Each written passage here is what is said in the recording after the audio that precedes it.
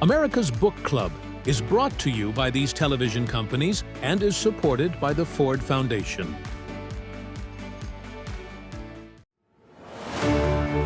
From the nation's iconic libraries and institutions, America's Book Club takes you on a powerful journey of ideas, exploring the lives and inspiration of writers who have defined the country, in conversation with civic leader and author David Rubenstein. As a young boy growing up in Baltimore, I went to my local library and was inspired to read as many books as I could. Hopefully people will enjoy hearing from these authors, and hopefully they'll want to read more. Now, from the National Archives in Washington, D.C., former CEO of CNN and editor of Time magazine, best-selling biographer of Albert Einstein, Steve Jobs, Benjamin Franklin, and Elon Musk, Walter Isaacson.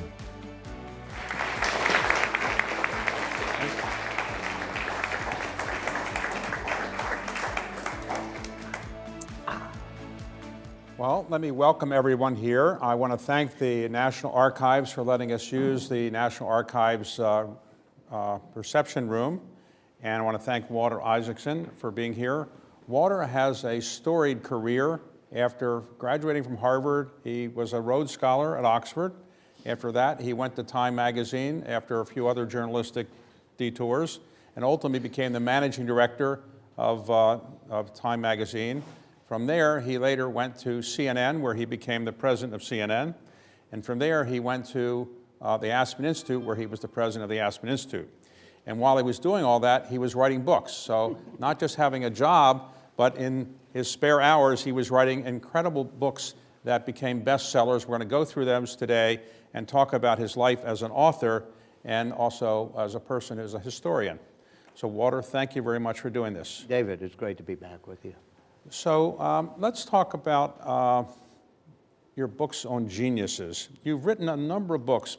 People would say these are geniuses. Albert Einstein, Steve Jobs, most recently Elon Musk, Benjamin Franklin, Leonardo da Vinci, among others. We'll go through each of these. But what attracted you to these people? Was it because they were geniuses, or you just happened to like them? Well, you know, in our professions, we meet a lot of smart people. And at a certain point, you realize smart people are a dime a dozen. In order to be a genius, you have to be creative. You have to think out of the box. And one of the things that struck me when I wrote about Benjamin Franklin early on was what a great scientist and technologist he was. We think of him as a doddering dude flying a kite in the rain, but those were the most important scientific experiments of the time. So I decided to do, as sort of the row I would plow in the field of biography, those who connect the arts and the sciences, the humanities and technology. Okay, so let's talk about Benjamin Franklin.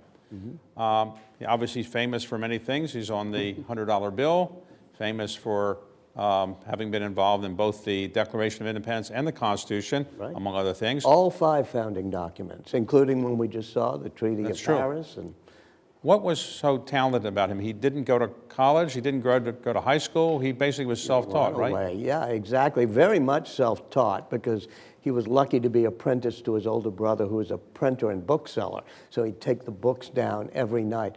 But when you look at really great people, sometimes it's a team, and you needed smart people for the founding of our nation, and you had Jefferson and Madison and you needed passionate people like Samuel Adams and his cousin John, and people of great rectitude like Washington.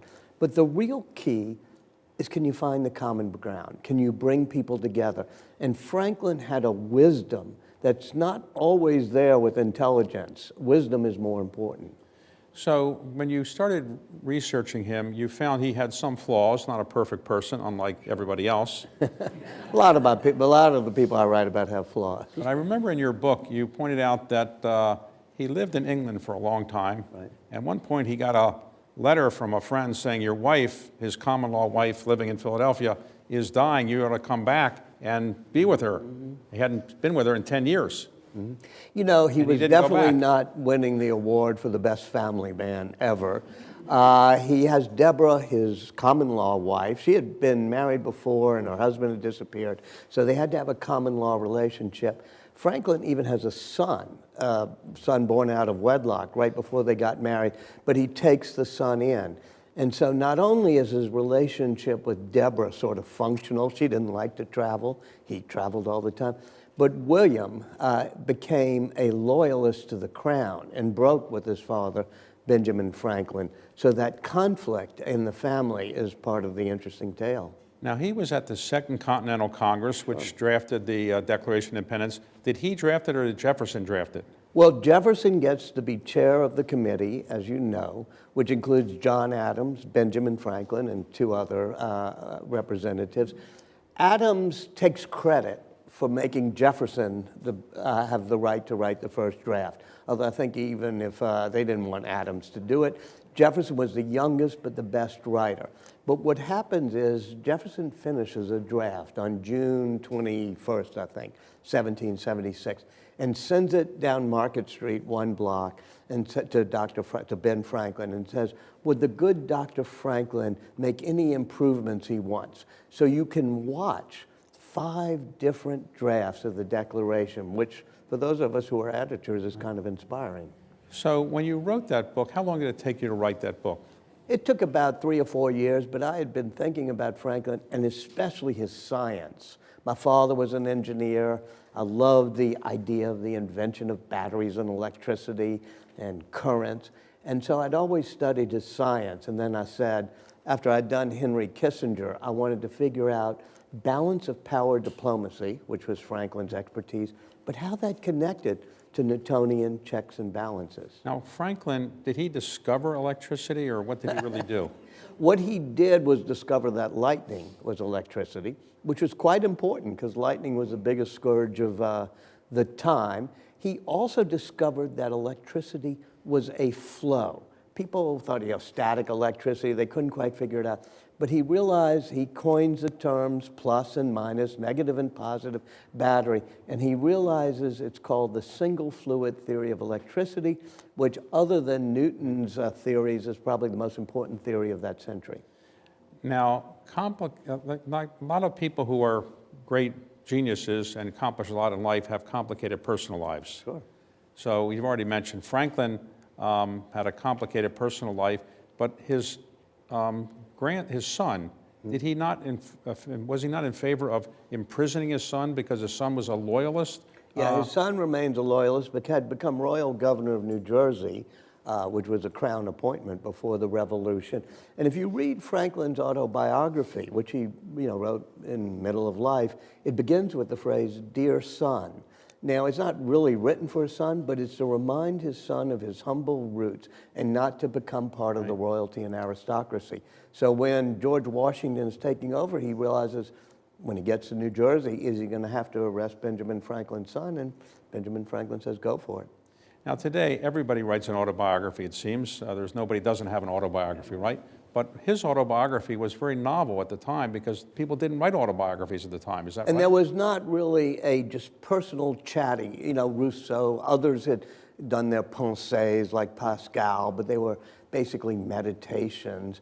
Franklin writes in the pure vernacular, just chatting away at the reader. So he's almost inventing not just autobiography, but that folksy, homespun way of writing that you see all the way through Will Rogers and to the present. In the colonial days, people or leaders seemed to like to wear wigs to cover up, in part, the fact that they were bald. That's right. How come he didn't have a wig, and why was he willing to show his bald head with his long hair? When he becomes ambassador to Paris, or he's there sent by the colonies and try to get them in on our side on the revolution, he knows that the French have read Rousseau, perhaps once too often. So they believe in the natural man from the forests and how that's a source of morality. Benjamin Franklin had never been to a forest, hardly. He grew up in Boston, Philadelphia, and London. But he wears a coonskin cap or a beaver cap, a fur cap, and the women of Paris used to touch it and all, and it became his way of showing he was a homespun American. Let's talk about somebody you wrote about, you just mentioned, Henry Kissinger. Mm-hmm. Now, when you were writing about Kissinger, you're writing a book about somebody that Kissinger would say he was a genius. Mm-hmm. But he was alive. Franklin was not alive. Is it easier to write a book about somebody who's alive or somebody who's not alive? Well, after I finished doing Henry Kissinger and had to deal with the blowback and the fallout and him explaining to me how I was wrong about how great he was, I said, I'm going to do somebody who's been dead for 250 years. And so I walked back to Franklin. And then after doing Steve Jobs, it was somewhat similar. I mean, he was a tough character to deal with. I said, I'm going to do somebody who's been dead 500 years. So I did Leonardo. What was Kissinger's genius, if you could summarize? Kissinger's genius was he had a fingertip feel, the Germans would call it Fingerspitzengefühl, of how something somewhere would affect something else, how everything is interrelated in foreign affairs. So as he's playing off the North Vietnamese with the Russians, their patron, and the Chinese, he could do that realpolitik that he learned from Bismarck and Metternich. Now, Kissinger wasn't happy with your book. He liked the title of it. Yeah, right. When somebody said, did you like Walter's book? He says, well, I like the title. Right. He was Kissinger. But did he eventually forgive you for writing a book that he didn't like? I was then the editor of Time, and we decided to invite back for our 75th anniversary everybody but on the cover of Time. And Gorbachev was coming, and Sophia Loren was coming, and Bill Clinton and everybody else. And I was wondering whether Henry Kissinger would come. And then my phone rang in my office, because he had been mad at me. And he says, well, Walter, even the 30 Years' War had to end at some point. I will come to your party. What about his wife? He then paused and said, you know, Nancy, my wife, she's very partial to the 100 Years' War. We will have to work on her. But then they came, and I seated them next to Joe DiMaggio, and they were thrilled. So you mentioned Steve Jobs. How did you get the idea for writing a book about Steve Jobs? I had just finished Einstein. I did Ben Franklin, Einstein, and I was at a book event in California, and there's Steve Jobs. He said, let's take a walk, and we take a walk. And he says, do me next. And my first reaction was, yeah, you arrogant, Franklin, Einstein, you. But then I realized, first of all, that he had been diagnosed with cancer, and that he had affected our lives more than anybody else. Everything from the cell phone we have in our pocket, to the fact we can plug in a computer and play with it, to retail stores, to digital animation, everything, 1,000 songs in our pocket, that he had affected our lives the most. And he was somebody who connected technology to the humanity, so he was perfect. So when you wrote about Kissinger, I assume it wasn't a lot of interviews. You certainly weren't trailing him in all his meetings, I Yeah, assume. well, actually, Dr. Kissinger gave me about 30 interviews. In fact, he used to do it at breakfast at 6 a.m., which is not my favorite day part. And every now and then he'd call and say, well, Walter, you still do not understand why we had to bomb Cambodia. Let's have another breakfast session. So I had enough interviews. Okay, well, Franklin obviously had passed away, so you went through documents and so forth. With Steve Jobs, did he give you even more access than Henry Kissinger did? Totally. I had made an arrangement with Steve Jobs, which is, I don't want to do it based on interviews. I want to do it based on being by your side, walking through your design studio with Johnny Ive, being at meetings, being at your house in Palo Alto, just watching you. And he said, fine. And then I said, but I want you to have no control over the book. He said, fine, I won't even read it in advance. He said, that way it'll seem more real. It won't seem like it was a fake book. So when you wrote the book, you realized he was ill, and you were writing the book, and he passed away just shortly before the book came out. Mm-hmm. So did you then feel that you had something that was so unique because you were the last person who really had access to him, and how did the book do? Well, the important thing about the book was I just let the story tell itself. I realized I had such good material. Every meeting, everything about him, everything from Steve Wozniak to John Scully, who he got rid of, all these people. And so I didn't try to preach or pontificate. I said, just let me tell you a story. And the book did well, not because of the book, but he was just, almost canonized from here to China, and everybody wanted to read about his magic. So when you're a book writer, let's say a history book writer or writer of biographies, typically you do lots of research. You could do 3, 4, 5 years, and then people start writing, That's what they do. Some of them do that way. Like Ron Chernow would say he spends 4 or 5 years researching, then he writes. Yeah. In your case, you're a journalist by background, and so when you get information, do you go back after a week or two and write it up, and then you write your book in kind of a serial way, or do you wait till all the research is done and then you start writing? I start writing and putting it together as I'm doing the research, especially with a living person. You asked about whether it's better to do a living person or a dead person. In some ways, my strength is as a reporter. They're greater historians like David McCullough who know how to come to buildings like this for archives. But I'm good at getting people to talk. And so when I do it that way, what I do is do a first draft, just like the first draft of the Declaration, and a second draft. And finally, when I did Leonardo, I learned it was his trick as well. You almost do an underdrawing, then you do a sketch, and then you keep putting lines and paintbrush strokes on it. So the books we've talked about were people who were mostly people who were, let's say, born in the United States, or not, Kissinger wasn't born here, but spent most of his life here.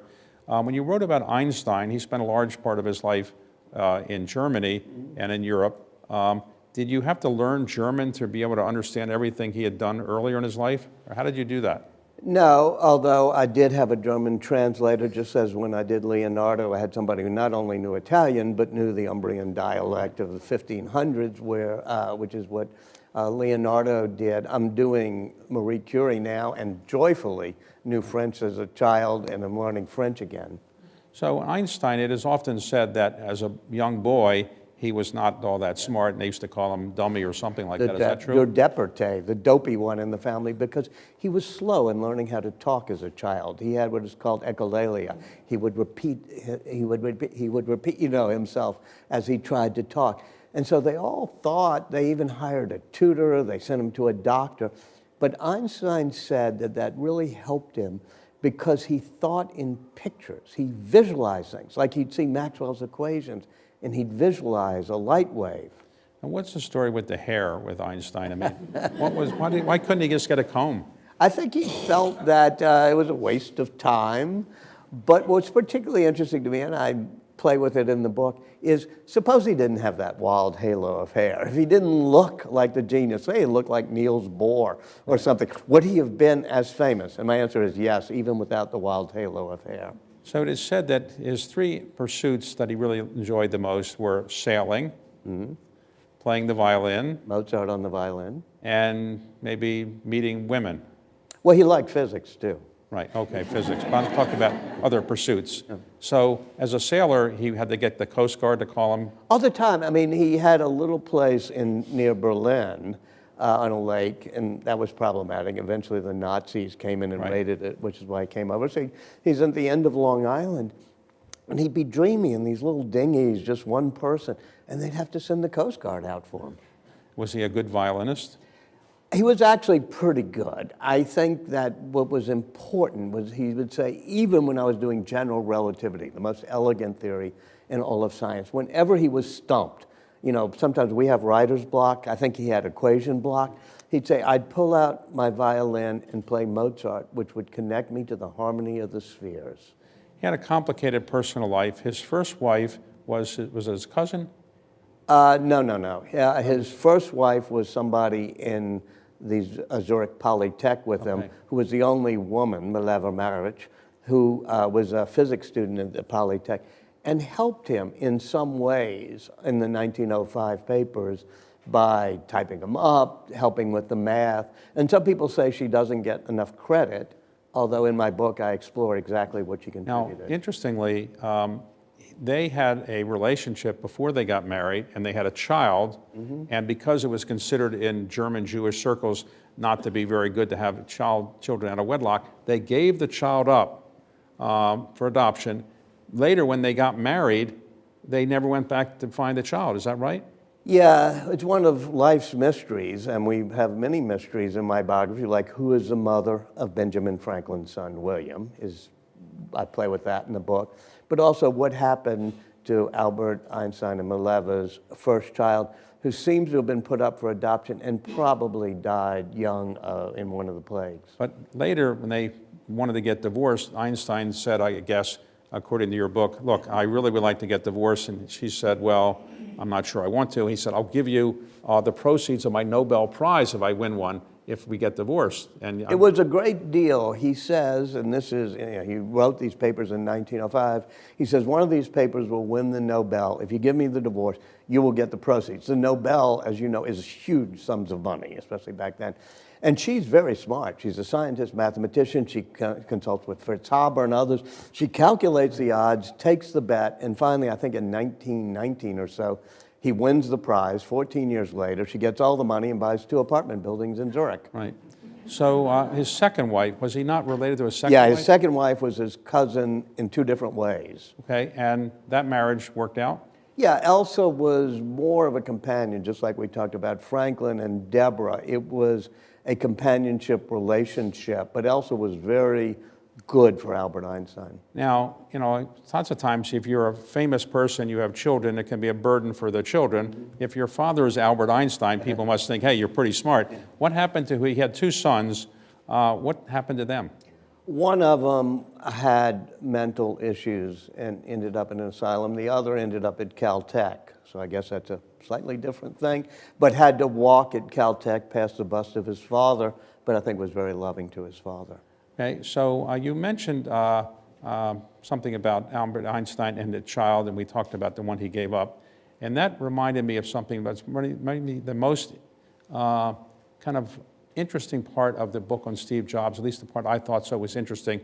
Steve Jobs was adopted, and at one point his sister found out who their father was. Right. And you can tell the story of, did he want to meet his father after all these years? He had, and did he know who the father actually was, and did he want to meet him?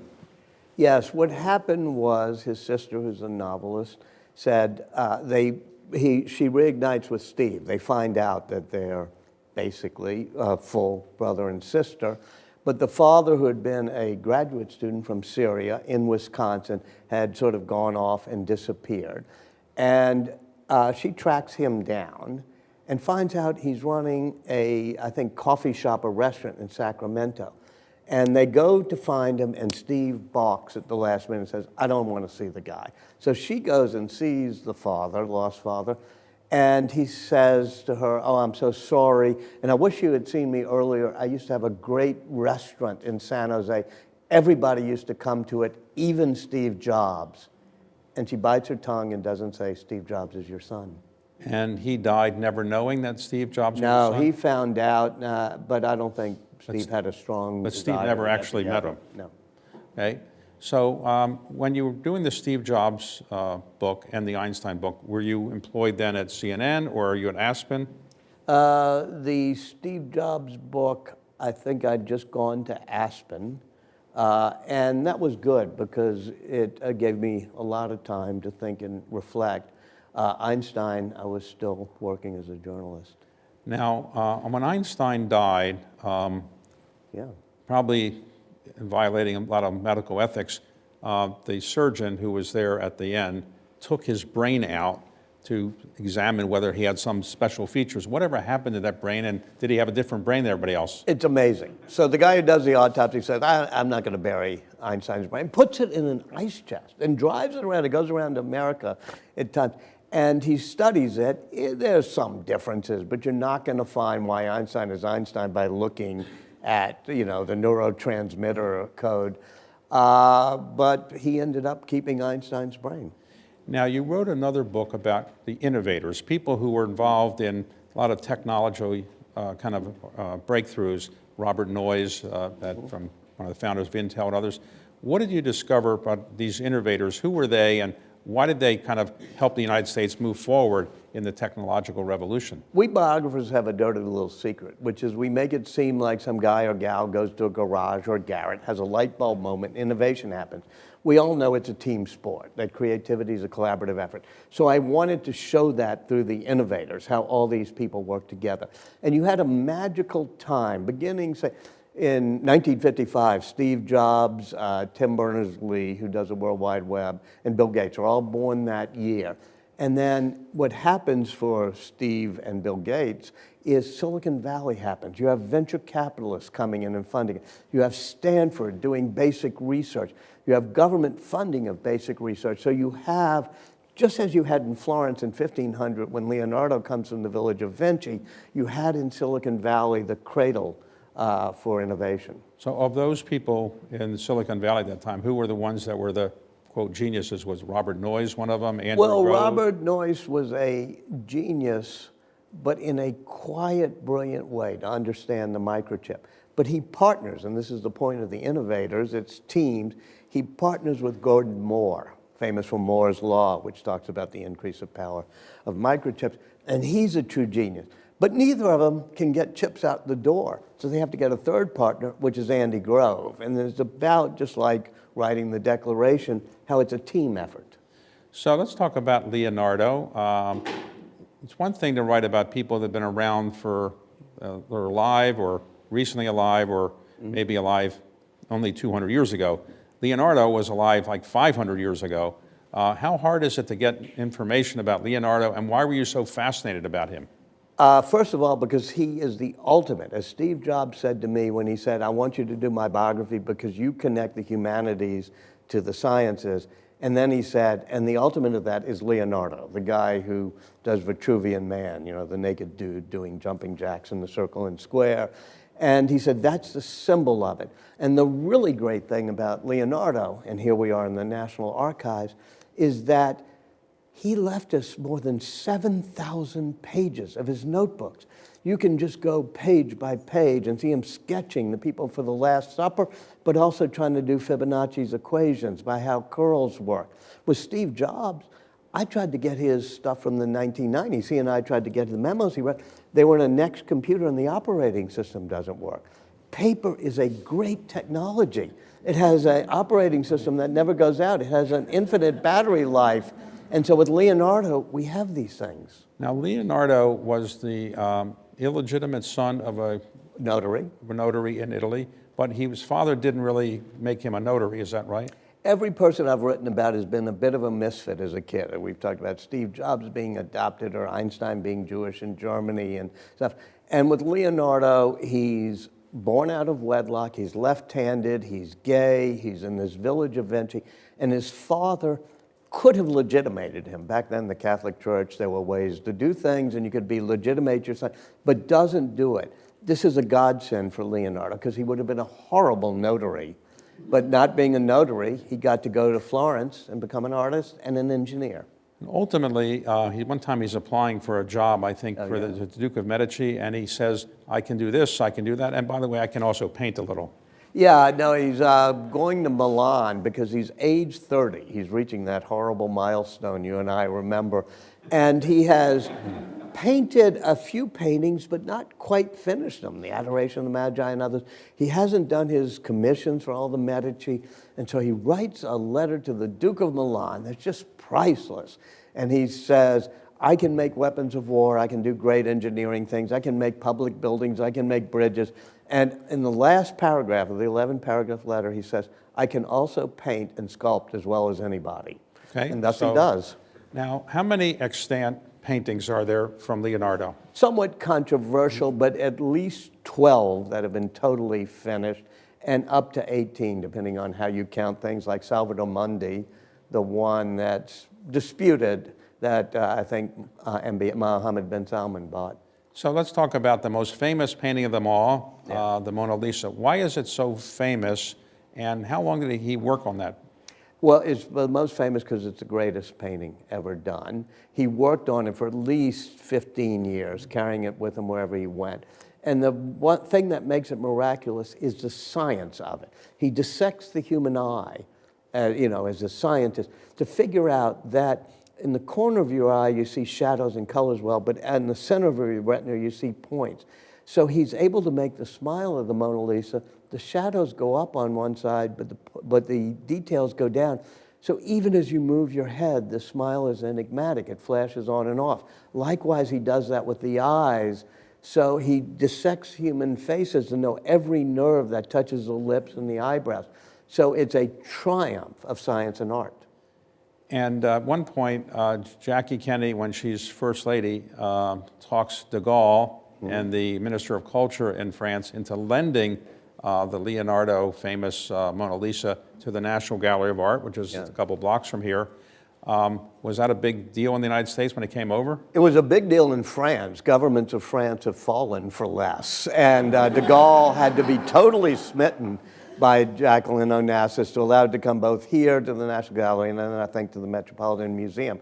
As you know very well, the National Gallery has the only Leonardo painting in North America, or probably outside of Europe, which is Ginevra da Vinci, which is in some way the precursor to the Mona Lisa. It has many of the same elements.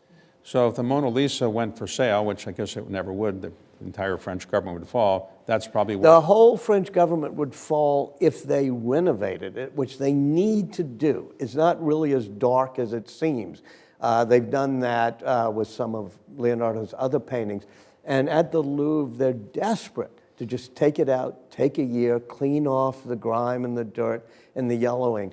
But I don't think any French government can survive saying, okay, we'll take it out of commission But for it's a year. not even painted on canvas, it's on wood, more or Yeah, less. it's on wood, and he did that sometimes. And of course, when he does The Last Supper, he does it almost on plaster, on a wall. And so he was always experimenting, in the case of The Last Supper, to the detriment of the painting, but it works well for the Mona Lisa. Now, Leonardo was also interested in a lot of inventions, and he designed helicopters and things. Did any of his inventions actually ever get implemented? Not much. I mean, the famous helicopter, which looks like that corkscrew, I don't think you can even say the name without going like this, because you have to show it. That, of course, never works, but eventually the theory behind it works. He does have these great weapons of war he's trying to do for the Duke of Milan and for other warlords he's working for. I think there's certain things he does that works, but he loved being an engineer, but it's mainly the architecture and some of the things he designed that work the best. Now, the people you've written about, the geniuses, were all men. Well, Jennifer Doudna, who But is now the you code-breaker, decided to write a book about Jennifer Doudna. Was that because your daughter said to you, write a book about a woman who's a genius as well, or? Well, my daughter actually said when she was applying to college, and we of our generation think you're supposed to help them with the essay, and she wouldn't let me even read it. I said, who did you do? And she said, Ada Lovelace. I said, who's Ada Lovelace? She said, oh, Dad, she invented the first computer algorithm.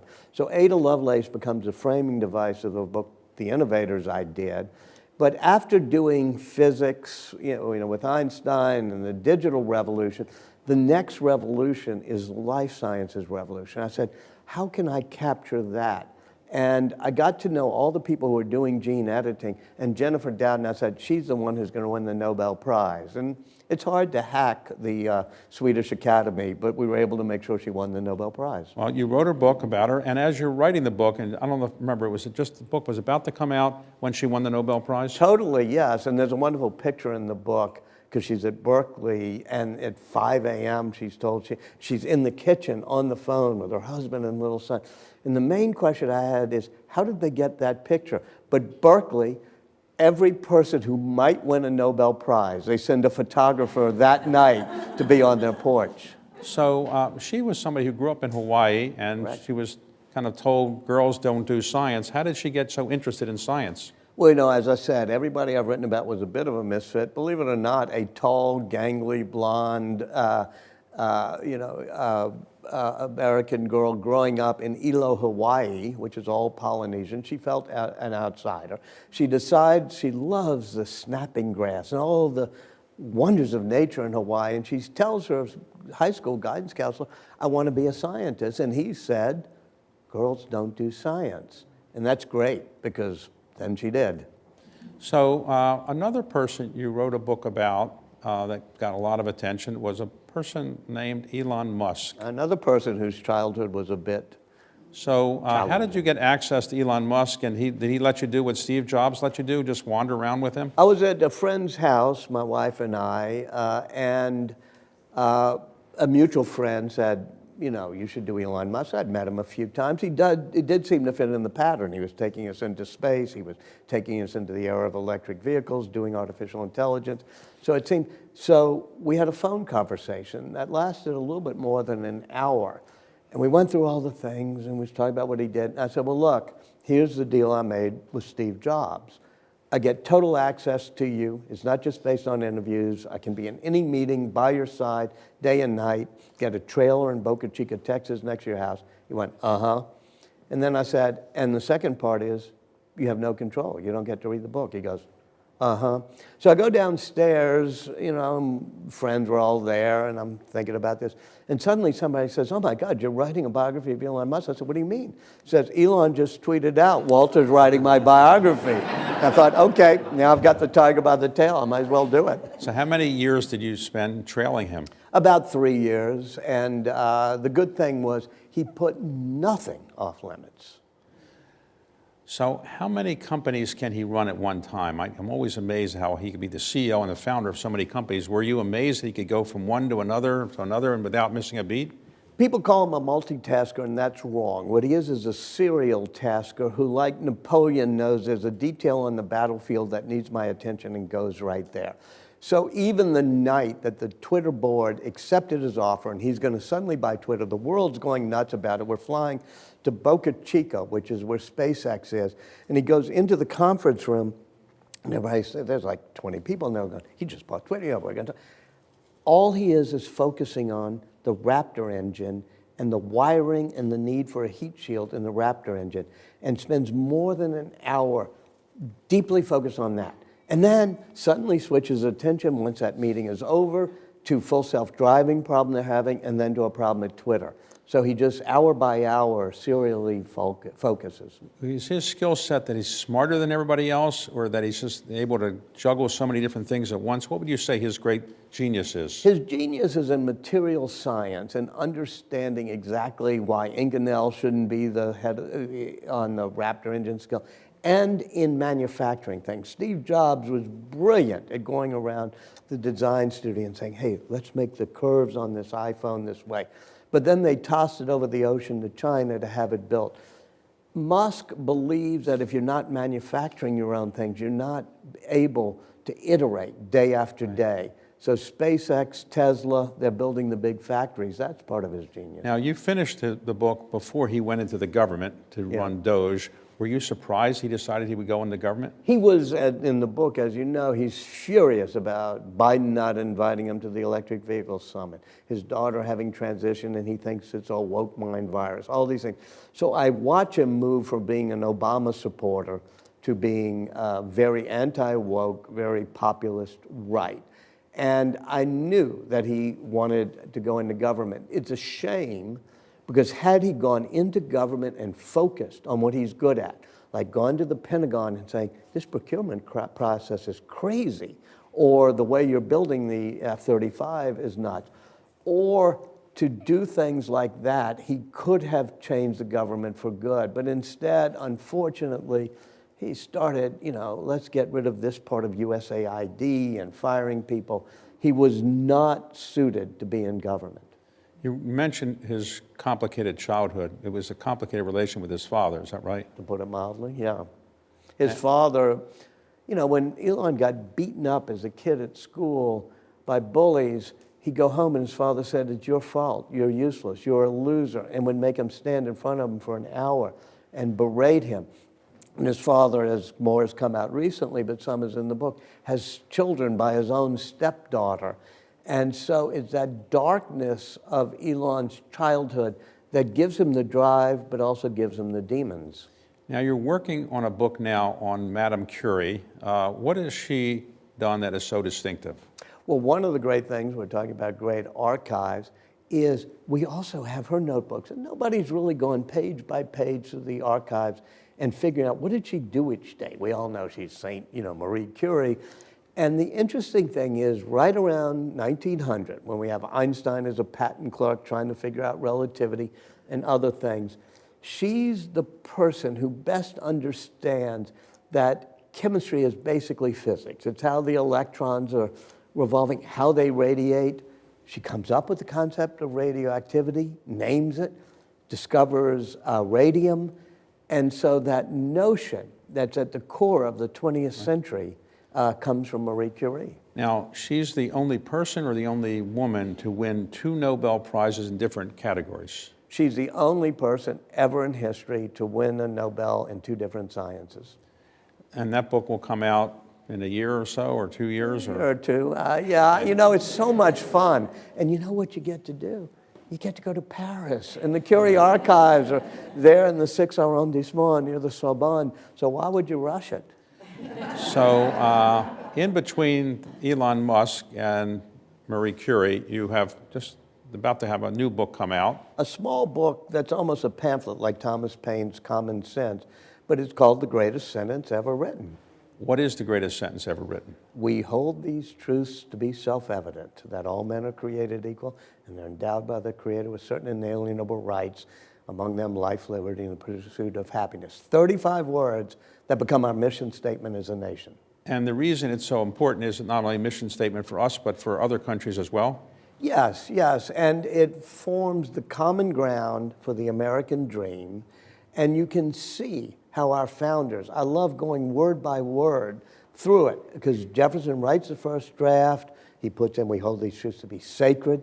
Then we see Franklin cross it out with his printer's pen and put self-evident, because he wants it to be based on logic, not religion. You see endowed with inalienable rights, and you see by their Creator from John Adams. So even in the balancing of a half of a sentence, you see this ability to say the role of divine providence and the role of rationality in our nation. And we've lost that ability to do balance. So as we go into the 250th, I would just hope everybody in the United States and around the world would just appreciate this sentence, and maybe that would lower the temperature of our partisan divide. Now, how did Jefferson say all men are created equal when he had more than 700 slaves in his life? It's a great contradiction or the tragic contradiction embed in the founding of our nation. Because indeed, he writes, all men are created equal.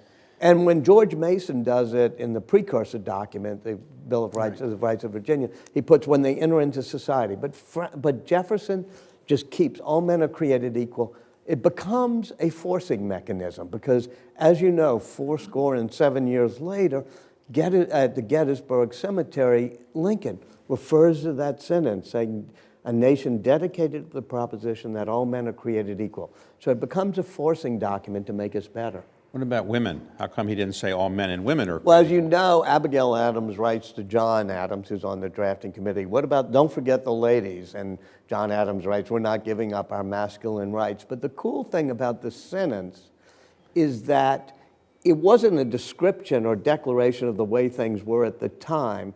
It was the aspirational document. So you look at 249 and a half years since then, we have expanded. What does it mean? Who's included? Not just white male property owners, but over each generation, whether it's the 7,000 people killed at Gettysburg or the civil rights movement with Dr. King, we expand that sentence to make it so that all people are part of that sentence. Now, Adams was member of a 5-person committee to draft the Declaration. He said to Jefferson, you draft it, you're more popular from Virginia and so forth, I'm disliked, Adams would say about himself. But did Adams later resent the fact that Jefferson got all this credit and he was the author of it, as he said on his epitaph, or did Adams say, well, he deserves it? No, Adams, of course, was resentful, as he was of Benjamin Franklin. He's a great person, but he was kind of resentful. And he let Jefferson be the drafter because Adams thought that Adams had done the most important thing, which is on July 2nd, 1776, there's a motion to declare independence. And so Adams thought that for henceforth, we'd be celebrating July 2nd as our birthday, and he was really annoyed. You can explain why. The first year afterwards, they end up celebrating July 4th, and Jefferson gets the credit. Well, what happened was in 1777, they were so busy working in the Continental Congress, they forgot the date, and they took them a day or two to get organized. They said, we'll celebrate on July the 4th. And for 50 years after that, Adams and Jefferson disparred over what was more important, the July the 2nd vote or the July the 4th declaration. One of the really poignant things, though, is 50 years after the signing of that declaration, John Adams and Thomas Jefferson die on the same day. And they had reconciled finally at the end and write some beautiful letters to each other. People thought at the time that that was a sign of providence, that basically these two great founders died within a couple hours of each other on July the 4th, 50 years to the day. So all these geniuses, if you could have dinner with any one of these geniuses, who would you want to have dinner with and why? Well, Franklin would be the most fun. I mean, he had big casks of ale and port and Madeira. When George Washington comes to Philadelphia, he opens his new dining room, and he's a great raconteur and storyteller. But the most interesting dinner, of course, would be with Leonardo. Because he was doing so many different things. Leonardo was the last person in history who I think knew everything you could possibly know about everything that was knowable and saw the patterns that rippled across creation. One thing we didn't mention about him is that he took a lot of dead bodies and as cadavers and basically dissected them so he could see how the body worked, right? And he would dissect the face so he could see the nerves and muscles when he's painting the Mona Lisa. But it wasn't legal to do that in some cases, right? Yeah, it was against the Catholic Church doctrine. He couldn't do it in Florence. I think he ends up it must have been Venice where he gets to do the... So for people that want to be the next Walter Isaacson, write about geniuses or write so many different books while they have other jobs, what would your advice be? Well, with all due respect to C-SPAN and everything else, is don't watch a whole lot of TV and get the heck off of social media. So, for example, when you're writing, somebody's emailing you, do you respond to the email right away or the text, or do you just kind of hive yourself off and just say, I'm writing for 3 hours? How many hours a day do you write before you stop? I'm a night person, which helps. And one secret about being a night person, you should marry a morning person. So, you know, Kathy has her time in the morning and bustling about. And at 9 p.m., she's tired, she's reading, and I'll spend 3 or 4 hours starting at 9 p.m. where you get no distractions. And you write for a couple hours, or do you say, I got to write a couple pages? How do you do that? I like writing, and people say, how do you do it? It's like golf. How do people play 3-4 rounds of golf? They love it. Well, I sit there, and all the worries drain from every muscle in my body because I have a little mantra, a little slogan on my computer that says, let me tell you a story. Because whenever I get stumped, instead of trying to write some complicated analysis, I say, what's the most interesting tale, anecdote I can tell that will illustrate this? Now, given all the #1 bestsellers you've written and the famous books, do you have an editor who actually still edits you, or you don't need an editor at this point? Well, I definitely had, over the course of most of my career, Alice Mayhew, a legendary editor at Simon Schuster, who did Woodward and Bernstein, helped create the concept of all the President's Men. And Alice Mayhew, in the very first book I wrote with a friend, which was about 6 friends and the Cold War, she kept writing in the margin, atigta, and it stood for all things in good time. Don't get ahead of the story, don't get behind it, keep it chronological. And I said, Alice, why? She said, if it's good enough for the good Lord doing the Bible, he has the best opening sentence, in the beginning, comma. And so Alice is always in my head as my editor. I now have another great editor, Priscilla Payton. Now, do you have people coming up to you from time to time at cocktail parties saying, well, I am a genius myself, and maybe you could write my biography? You get a lot of those? They always say, I'm just like Einstein. I said, what do you mean? He said, well, I think out of the box, just like Einstein does. And I say, yeah, but he knew what was in the box before he thought out of it. I do have a lot of people, and this is not a plug, but with a group of my students at Tulane and others, computer science, we're creating a company called Boswell and Company, which, students will hear your story, AI will help process it, because I believe everyone deserves to have their story told. So right now, you gave up being the president of Aspen Institute voluntarily. They would love you to have stayed. And you moved back to your hometown of New Orleans, and you teach at Tulane, and you do other kinds of things, writing your books and so forth. So what is the greatest pleasure of your life? Writing the books, interviewing the people, being interviewed on C-SPAN, things like that? I sound hokey. I love my students. I love every Tuesdays and Thursdays. I teach a couple of courses, engaging with them, getting the energy and the feedback, and especially in this troubled time, to watch them chew on what's happening. I never would have guessed how much fun it is to be at Tulane with some really cool students. Have you ever been interested in going into government service at any point? Yeah, I was, and I never had that opportunity. If I'm going to be honest, you look back on your life and you say, okay, what was it you could have done? Should I have run for mayor of New Orleans? Because I love the city so much. At one point, there were a couple of times I was asked to go into the White House, once right when Steve Jobs was nearing the end, so I couldn't.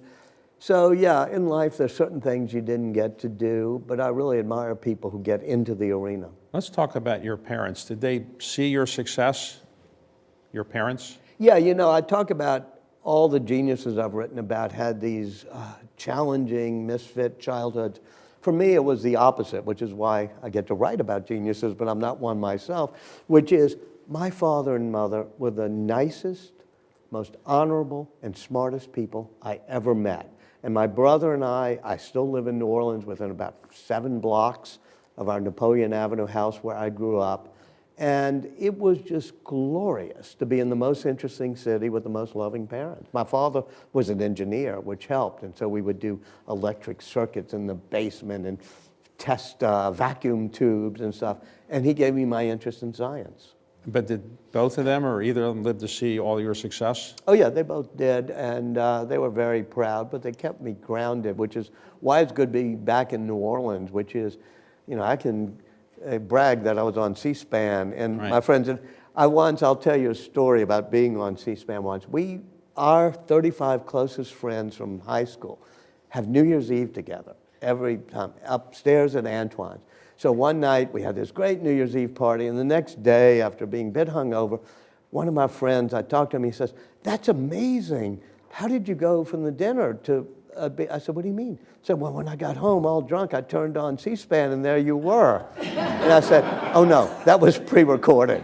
In New Orleans, they don't understand the virtues of videotape. Now, some people have said there's another genius that you should write about, and that would be an autobiography that you would write about your life.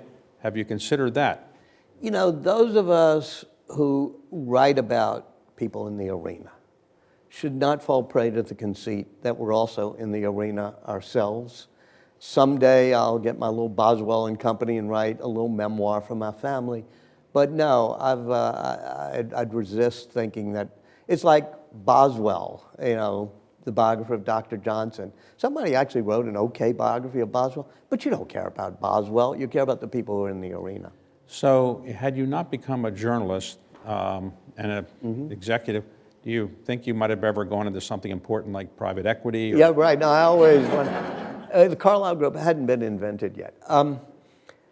When I graduated from college, I had studied John Locke and philosophy at Harvard and then Oxford. And I thought I actually wanted to be an academic philosopher. But I also had worked for the Times-Picayune in New Orleans and stuff. And I went back to see my old philosophy professors at Harvard and said, I'm trying to decide, here's my thesis on Locke, whether I should become an academic or whether I should be a journalist. And both of them said to me, you would make a great journalist. So any regrets so far about your career? You seem to have a career that everybody would be envious of.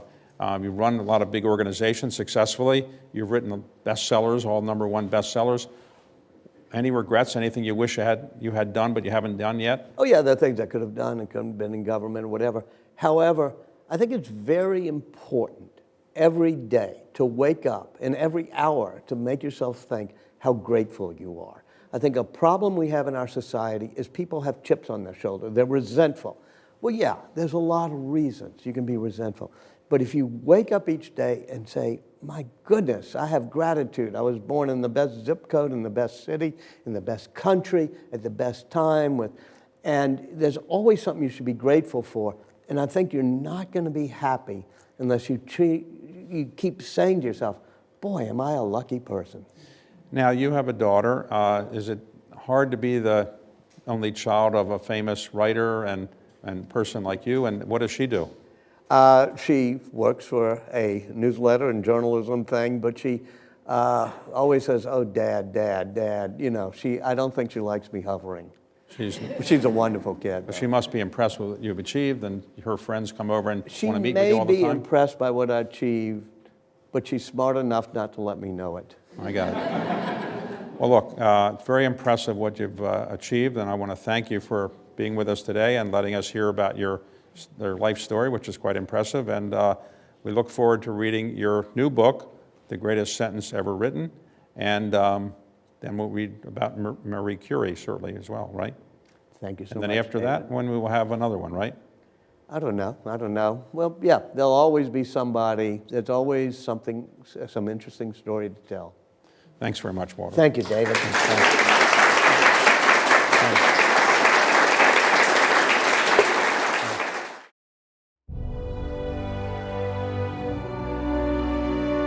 Walter Isaacson and David Rubenstein viewed the Declaration of Independence and the Constitution in the rotunda of the National Archives. Now, this is the original copy of the Declaration of Independence. It's faded beyond recognition. The reason is it was folded up many times and put in storage. When the British were invading in 1814, this was put together in a package and it was buried in Leesburg, Virginia, hiding it from the British. Ultimately, it was put on display at the Patent Office for about 30 years in a row and faded a lot. Ultimately, it was decided that we would have perfect copies made, so replicas were made. This was not signed on July the 4th, despite the fact it was agreed to on July the 4th, because on July the 4th, the British were invading and controlling New York. And therefore, the New York delegation couldn't come to vote for this. So they said, here's what we'll do. We want to get it in gross copy, clean up the text. We'll get it in gross copy, and then we'll have the delegates come back in early August. It was signed between August 2, 3, and 4 when delegates came back to sign it. And signing it was not that easy a thing to do because it was treason. So when they adopted the document on July the 4th, nobody's name went on it. So nobody had committed treason publicly. The British didn't know who signed it. When they came back in August, they did sign it, but it wasn't released publicly until I think January of the subsequent year, because there had been some victories and maybe people thought it wasn't so likely that the United States would lose. But anyway, it wasn't revealed publicly until I think about January of 1777.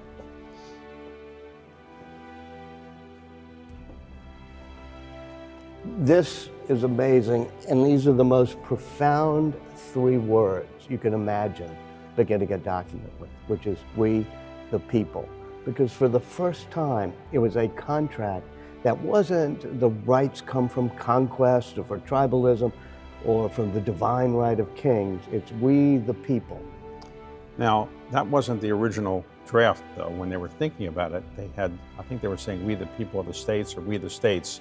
And then they came out of a committee. They had a committee that was supposed to clean up all the parts, and it came back from the committee, we the people. It's one of the natural tensions, that's a glorious tension in American life, which is to what extent we're a democracy of the people and to what extent we're a federation of states. And of course they were wrestling with it back then and we're still wrestling with it now. But they begin the document with we the people, and it just means every citizen, not every person, but mainly white male landowners, but eventually that gets expanded, and we the people becomes an expansive concept that more and more people, women, blacks, minorities, all get included into. See more with Walter Isaacson in the rotunda of the National Archives on America's Book Club, The Treasures, available at cspan.org/ABC and C-SPAN's YouTube page.